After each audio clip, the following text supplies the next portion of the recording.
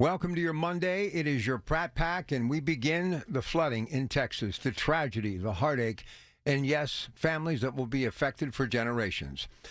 You know, we talked about this over the weekend at length, and there's a reason why I'm going to bring up this point right now. We have been dealing with so many different weather issues in and around this country in recent years that it's absolutely flat out mind-boggling what has happened. And this is just another tragic indication. I mean, look, right here in western Pennsylvania, we've had multiple tornadoes and horrific storms. People have lost their life.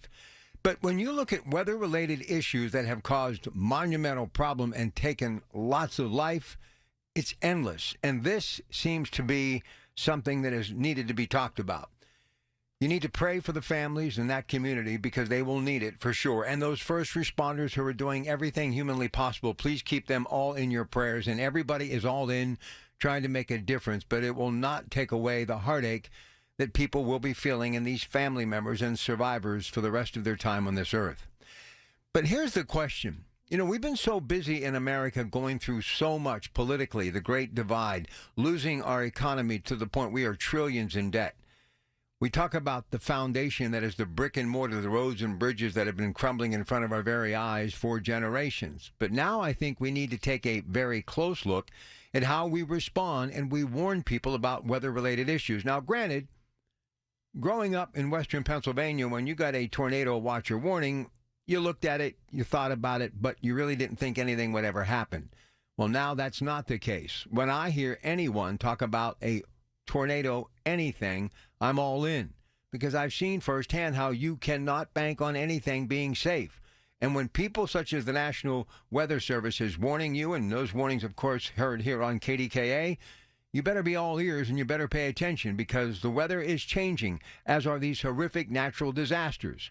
But I do know one thing. I think the president will take a closer look after this situation, Governor Abbott as well in Texas. But with all the technology and everything that we have going, and yes, the advent of AI, artificial intelligence, we have to find a way to protect the people of this country, to give them fair warning of something that could be debilitating and equally devastating to the point massive loss of life could occur. People need to pay attention for sure, but we need to utilize the technology that we have in America, and the Brain Trust needs to enact it to where we can start warning people in a better way.